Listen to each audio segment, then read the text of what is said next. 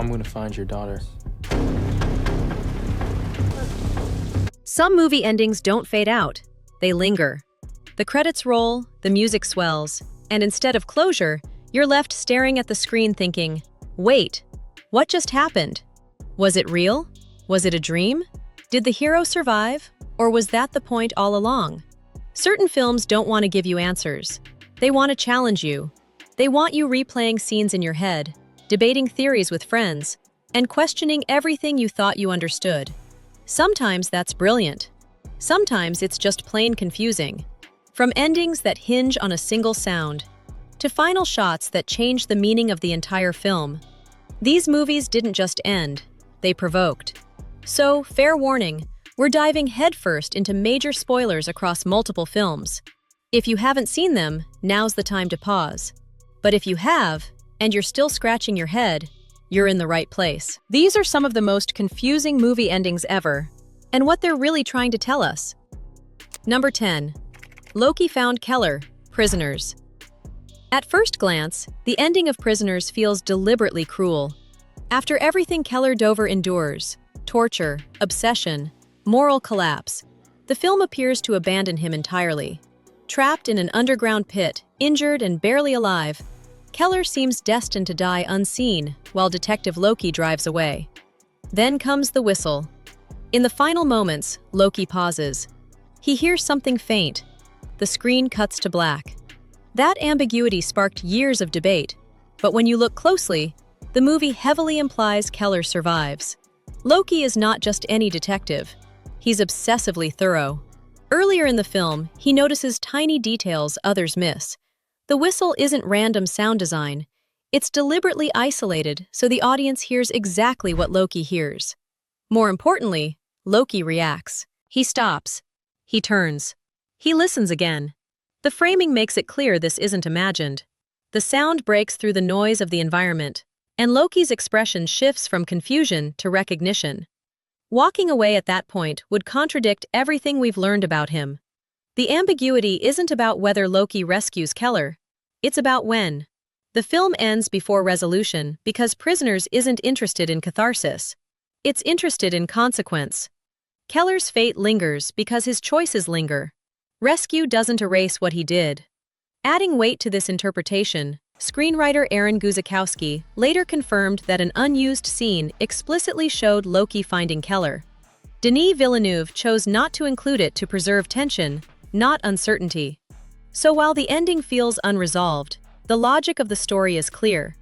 Loki hears the whistle, investigates, and Keller is found. The confusion isn't narrative, it's emotional. The film forces us to sit with discomfort rather than relief. Number 9. Regan found peace, not reality. Birdman. Trying to solve the ending of Birdman misses the point entirely, and that's intentional. Alejandro González Iñárritu didn't design the finale to answer questions. He designed it to reject them. Regan Thompson survives shooting himself on stage and wakes up in a hospital. When he looks out the window and later disappears from the room, viewers are left asking, did he fly? Or did he jump? The film refuses to say. But the key lies not in physics, it lies in Regan's arc. Throughout the movie, reality bends whenever Regan's ego takes control. The more desperate he becomes for relevance, the more surreal the world appears. Flying, levitating, explosions, all manifestations of his fractured self-image. By the final act, something changes. Regan stops chasing approval. His final performance is honest, raw, stripped of spectacle. For the first time, he isn't trying to be Birdman, he's just being present. The applause he receives isn't fantasy, it's earned. When he disappears from the hospital room, the question isn't what happened, it's what it means. His daughter Sam looks upward and smiles, not in shock but in understanding. Whether Regan flew or fell no longer matters. He's free either way. Iñárritu has deliberately avoided clarifying the ending because clarity would weaken it. The film argues that meaning isn't found in facts, it's found in acceptance. Regan doesn't need to exist in reality anymore. He needed release from obsession. The ending is blurry because Regan's struggle is over. And that, paradoxically, is the clearest resolution the film could offer. Number 8. Ben and Elaine aren't really in love. The Graduate. For decades, the ending of The Graduate was mistaken for a triumph of romance. Ben crashes Elaine's wedding, they escape together on a bus, and Simon and Garfunkel's music swells as they smile at their rebellious victory. Roll credits, right? Not quite. What makes this ending confusing isn't what happens. It's what happens after the supposed happy ending. As the bus ride continues, Ben and Elaine's smiles slowly fade. Their expressions turn uncertain, awkward, almost anxious.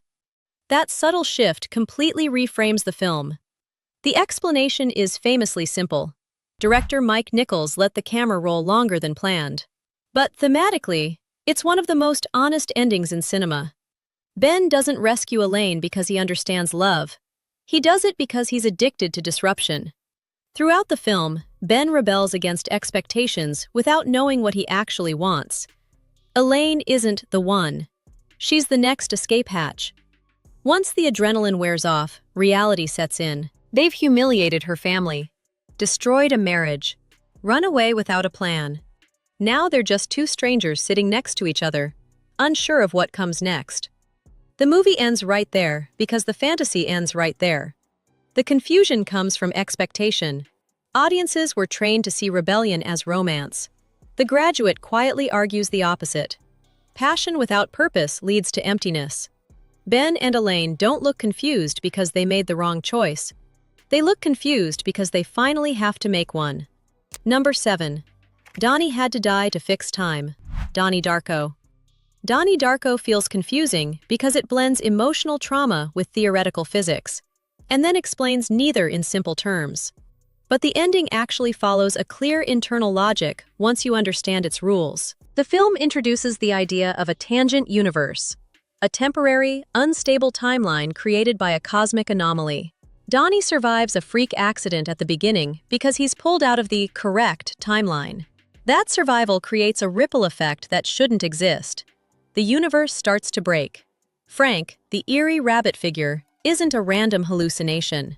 He's a manipulated dead entity, guiding Donnie toward correcting the timeline. Every strange event pushes Donnie toward a single realization. His survival caused the chaos. So at the end, Donnie does the one thing that fixes everything. He stays in his bedroom. By allowing the jet engine to kill him, Donnie erases the tangent universe and restores the primary timeline. Everyone else wakes up with vague emotional echoes, sadness, relief, déjà vu, because they subconsciously remember a world that no longer exists.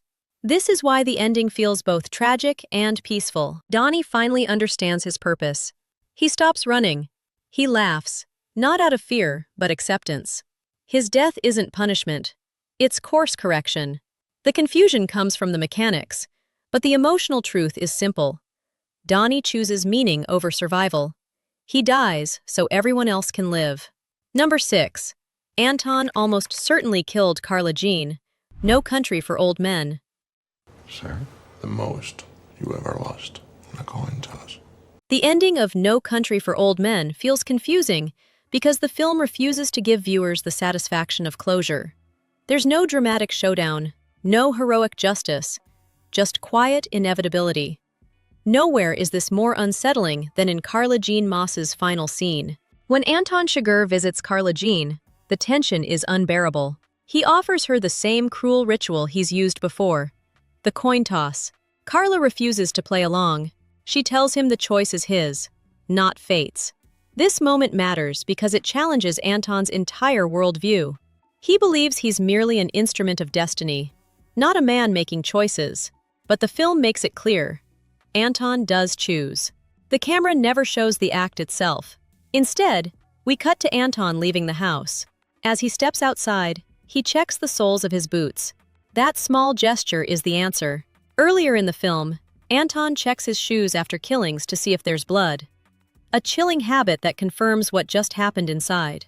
The movie trusts the audience to connect the dots. Some viewers cling to the idea that Carla's moral defiance spared her. But that reading contradicts everything Anton represents. He doesn't evolve. He doesn't learn compassion. He's the embodiment of violence continuing regardless of resistance or innocence. Moments later, Anton is involved in a random car accident. Another reminder of chaos. He survives, injured but alive, and disappears into the world once again. Evil isn't punished, it just keeps moving. Sheriff Bell's final monologue reinforces this bleak truth. The world no longer makes sense to him because it never promised fairness to begin with. Anton killing Carla isn't shocking. It's expected. That's the horror. The ending isn't ambiguous because the story is unclear. It's ambiguous because justice never arrives. Number 5. Deckard exists in permanent uncertainty. Blade Runner. Few endings have sparked as much debate as Blade Runner.